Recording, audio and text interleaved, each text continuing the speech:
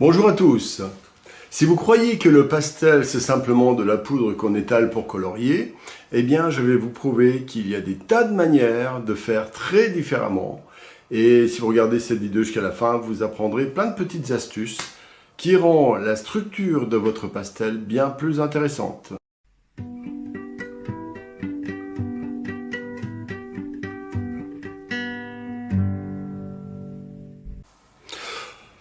Nous voilà donc avec notre papier pastel mat, parce que j'utilise souvent ça comme trait d'union, mais on peut le faire aussi sur d'autres types de papier, bien entendu. Mais je garde ça comme trait d'union pour des raisons pédagogiques.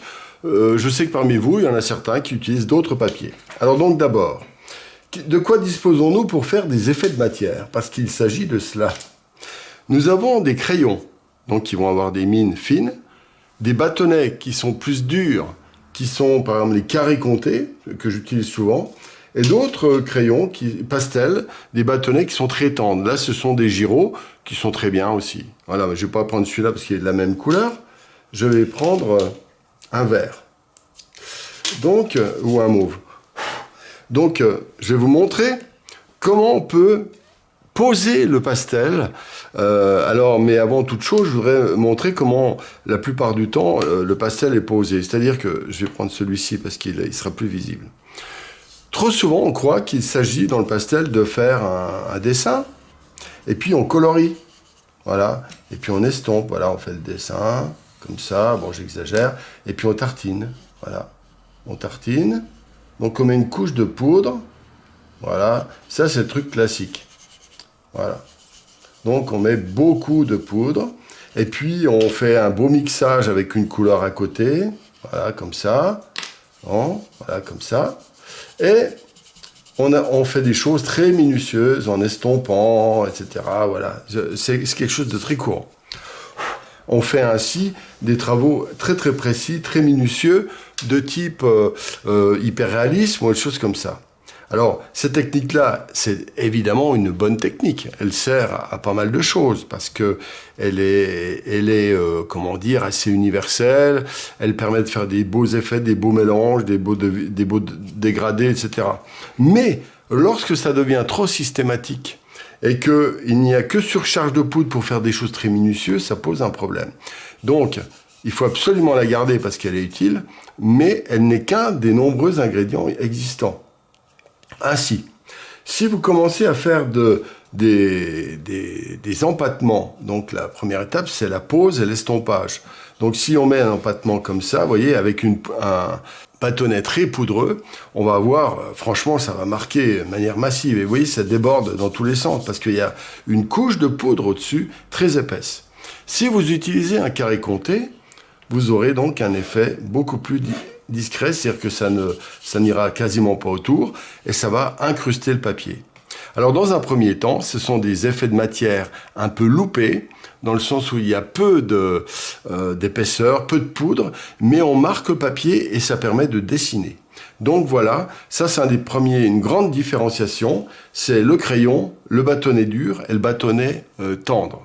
Très très très important de ne pas les confondre, parce que les effets de matière issus de ces trois éléments sont incroyablement différents.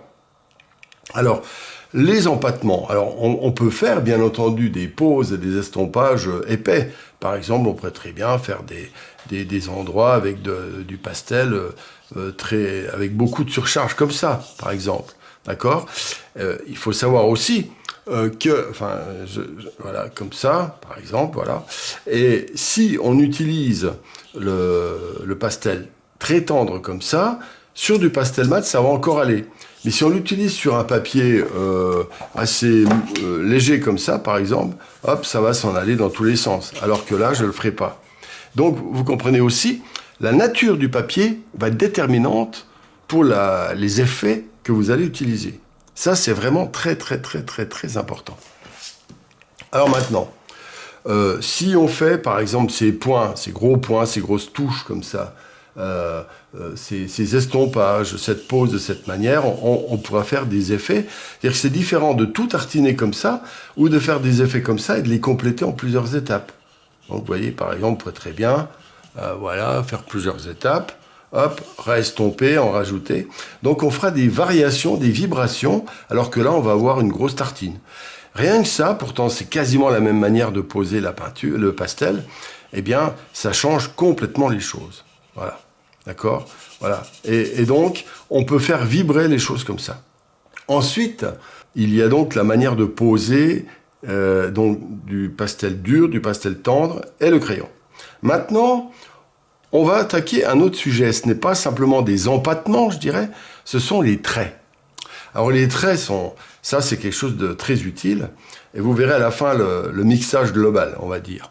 Prendre les traits, alors les traits, on peut très bien faire des traits réguliers, évidemment. Ça c'est le plus classique. On peut les faire épais, ou alors très fins. Alors on peut les pousser comme ça, mais on peut aussi les tirer comme ça. Pour les faire vraiment très fins. D'accord?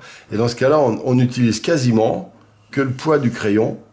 Là, ça peut servir pour des endroits très très minutieux. Alors, vous voyez sans doute à peine, mais ça permet de faire des microscopiques traits qui auront de l'impact sur votre pastel. Ça crée des effets de matière légers qui corrigent tout doucement le travail. Alors là, ce sont des traits verticaux. Alors ça peut servir un peu comme au crayon pour faire les ombres, voilà, dans une certaine zone, etc. On peut les croiser un petit peu, voilà. Donc ça c'est exactement comme dans le crayon de papier. Mais il y a aussi un autre avantage avec ça. Et d'ailleurs on peut aussi l'utiliser avec les bâtonnets. Je vais le faire aussi avec les bâtonnets. Au lieu de faire des traits réguliers ou des traits très fins, on peut aussi faire des choses comme ça. Vous voyez, si vous voulez mettre de la... Alors ça, c'est pour la finition, hein, évidemment. Si vous voulez, par exemple, corriger une zone et lui ajouter un tout petit peu d'effet de couleur légère qui va s'ajouter à ce qu'il y a en dessous, tout en faisant quelque chose d'un petit peu irrégulier. Ben, regardez, je fais ça, et je couvre uniquement en utilisant le poids du crayon. Et donc, ce qui va avoir plusieurs avantages, c'est que ça va mettre un tout petit peu de couleur. Bon, là, il y en a beaucoup parce que j'ai pris volontairement pour que vous puissiez voir.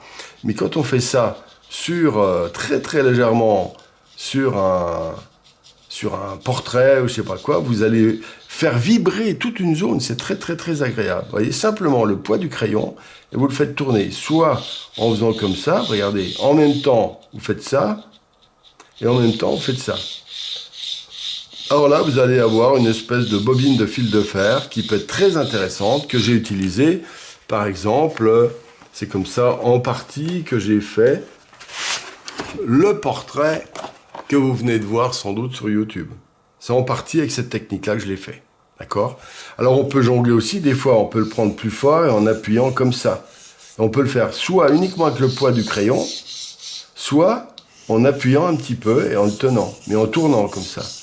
Donc ça fait des effets complètement différents qui peuvent avoir de l'intérêt pour faire un paysage, pour faire plein de choses sur votre tableau.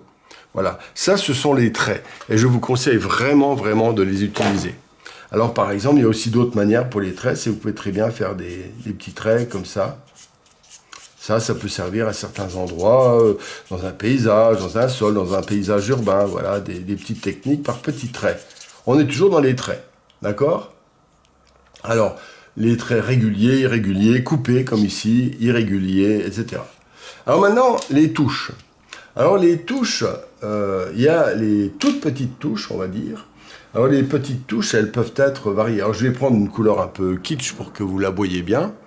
Par exemple, vous pouvez très bien faire des touches assez régulières, par exemple. Alors là, on arrive à un côté un peu impressionniste, par exemple. Ça peut servir, ce genre de choses, dans un paysage, voilà.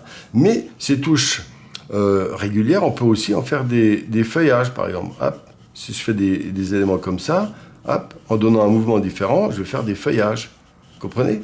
Évidemment, c'est un peu kitsch, hein, mais vous avez compris.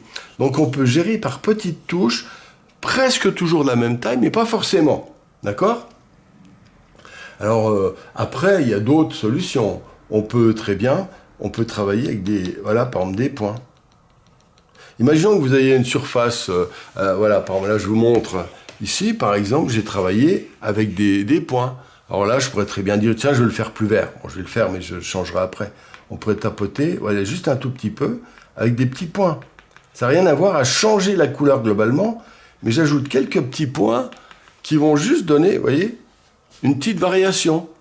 Mais là, on est dans le domaine de la finition. Hein, les effets de matière servent beaucoup dans la finition, par exemple. Alors ici, il y a des traits latéraux, il y a des points comme ceux que je viens de vous montrer avant, il y a ce que je viens de vous montrer là, il y a des aplats avec des petits traits aussi, j'aime bien faire ça. Voilà, en gros, c'est ça, plus le dessin, un petit peu comme j'ai montré au début. Alors, là, c'est pareil, mais là, il y a plus de points. Vous voyez, j'ai fait plus de points à cet endroit-là. Alors, ça, c'est un autre sujet qui est plus classique. Voilà, donc là, on est vraiment minutieux. Alors ça, j'ai travaillé un peu avec le pinceau. Hein. Alors donc là, c'est aussi une petite astuce supplémentaire. Le pinceau ou l'estompe. Alors, je vais vous montrer. Alors donc, on travaille en estompant, en écrasant. Voilà, on redessine avec le pinceau. Ça, c'est un effet de matière important. J'ai oublié de vous en parler là. On peut très bien, là, à ce moment-là, estomper avec ça. D'accord? Vous voyez, par exemple, on peut d'une part estomper toute une zone légèrement. Avec le pinceau, ce sera régulier. Mais ça vous fera des effets de matière. Ça, c'est différent. D'accord? Alors, on peut aussi faire ça, puis hop, hop, hop. On peut récupérer de la poudre. Alors maintenant, excusez-moi, j'ai oublié aussi les traits. On peut faire les traits avec le crayon, mais on peut aussi le faire avec le bâtonnet. Mais ça va donner des effets différents. Vous voyez? Alors, il faut un grand bâtonnet de préférence. Là, il est un peu petit. Voilà, par exemple, je vais le faire, bon, c'est du fusain, mais c'est pas grave. Vous voyez, je fais ça, par exemple. Donc, vous allez avoir des choses irrégulières, mais qui vont, avec un geste régulier, finir par donner une espèce de trame très, très intéressante. Voilà, donc pour les traits, alors, les petites touches. Alors maintenant, il y a les grosses touches. Alors, les grosses touches, alors, avec un crayon dur, ça va faire des choses différentes. Par exemple, on appuie, on relâche, on appuie. Vous voyez, regardez. Voilà. Ça, c'est une technique aussi intéressante, voilà, pour faire des effets de matière particuliers. Avec un crayon, un pastel tendre, vous aurez des choses un peu pareilles, mais un petit peu avec des effets différents. Donc le choix va donner des résultats complètement différents selon que ce soit tendre ou dur, tout simplement. Donc ça peut être très précieux pour des grandes surfaces, par exemple, que vous serez en train de réaliser. D'accord? Alors, maintenant... il ne faut pas exagérer avec les effets de matière. Il faut en avoir une bonne gamme qu'on a expérimentée et qu'on mettra en scène au fur et à mesure. Alors, par exemple, il y a maintenant d'autres manières de faire des effets de matière. Donc, je vais vous citer ce que j'appelle le glacis au pastel. Alors ça, c'est un truc un peu étrange. Ça va vous sembler bizarre. Alors le glacis au pastel, c'est par exemple, imaginons là, on a fait une zone comme ça, et je veux le rendre un peu plus bleu. Eh bien, je pose mon bâtonnet comme ça, et je le glisse doucement. Et je vais donc rajouter des milliers de petits traits bleus. Vous voyez, je vais le faire à côté qu'on voit mieux. Voilà, et donc je vais colorier toute une zone comme ça, légèrement. Donc c'est de la légèreté. Donc ça, c'est un trait. C'est une manière de poser le pastel extrêmement doux et délicat, et ça permet de donner une belle unité dans toute une surface. C'est ce que j'appelle le glacis au pastel. Bon, voilà, on a fait un petit peu un tour, pas le tour, parce que vous en inventerez autant, sans doute, que je viens de vous en montrer. Si vous cherchez un peu, vous allez bidouiller, vous amuser. On pourrait imaginer des effets de matière comme ça, c'est-à-dire vous mettez, voilà, votre main, tac, tac, tac. Évidemment, vous pouvez faire, voilà, on pourrait s'amuser avec des trucs bizarres. Alors, il y en a même un que j'ai aussi fait mais je vous déconseille de le faire trop vite, ça. Je me suis amusé, mais je suis pas sûr de l'utiliser. C'est que j'ai fait des effets de projection d'eau. Alors, l'eau concentre la poudre et ça fait des petites points, des petites taches un peu partout. Alors, c'est une technique comme une autre. Quand c'est bien sec, comme c'est le cas là, on peut de nouveau estomper, etc. Donc, on en laisse à certains endroits, on les estompe dans certains autres endroits. Voilà, ça, c'est tout des techniques extrêmement variées. Alors, je vous montre, voilà, encore un que j'ai fait. Bon, bah, c'est des petits effets, mais là, les effets sont minuscules, microscopiques, à peine visibles. Et l'effet général est assez classique. Là, il faut que je le refignole. Voilà, donc ça c'est classique. Et puis je vais vous en montrer deux. Alors ça c'est un paysage urbain, je vous l'ai sans doute vu sur une vidéo, ceux qui regardent mes chaînes. Tout en traits horizontaux. Là, c'est tout des traits verticaux. Voilà. Et là, j'ai fait une petite astuce qui est pas mal. C'est, j'ai écrit, alors je sais même plus ce que j'ai écrit parce qu'on le voit pas bien. Donc je crois que c'est bleu, simplement. Bleu. Et j'écris bleu. Et c'est l'écriture uniquement qui fait la surface de bleu. Donc, j'appelle ça le pastel-écriture, c'est horrible comme nom, mais c'est une manière de créer des effets de matière pour restituer toute une ambiance. Alors bien sûr, il y a une partie qui est faite par l'écriture, le foncé et le clair, ici, et cette zone claire, et le reste, c'est un peu plus classique, avec des traits comme ce que je vous ai montré auparavant. Alors maintenant, il nous reste encore à mixer tout ça. Par exemple, on peut très bien faire une zone comme celle-ci, ici, et puis dessus faire des effets comme ça. Donc là, je vais faire les deux, tiens, les trois même. Allez, je fais n'importe quoi là, mais vous comprenez. Après, on peut très bien dire, tiens, je vais faire des petits points dessus. Hop. D'accord, comme ça. Donc on peut cumuler 3, 4, 5 effets de matière. Puis je vais me dire, tiens, je vais faire un glacis très léger pour adoucir, avec un gris par exemple.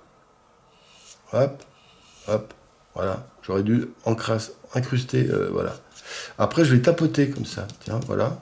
Et puis, de nouveau, je vais faire des hachures, voilà, comme ça, hop, hop, hop, par exemple. Et puis, je vais ajouter, je vais faire, tiens, on pourrait imaginer, bon, l'écriture, je vais mettre bleu, c'est du brun, mais je mets bleu, bleu, bleu, bleu, bleu. Et puis, je pourrais dire aussi à certains autres endroits, tiens, je vais faire des petits ronds, voilà, des petits ronds. Donc tout ça, c'est par la texture des différentes duretés des pastels, bâtonnets tendres, bâtonnets durs et crayons, on peut faire d'innombrables choses qui se mélangent. Et tout ça, on peut le mélanger d'une seule manière. Et ça, c'est quelque chose d'extrêmement intéressant. Et c'est tout ça qu'on utilise. Vous avez vu les sujets que je vous ai montrés. Eh bien, je ne fais que ça. Les effets de matière sont souvent négligés.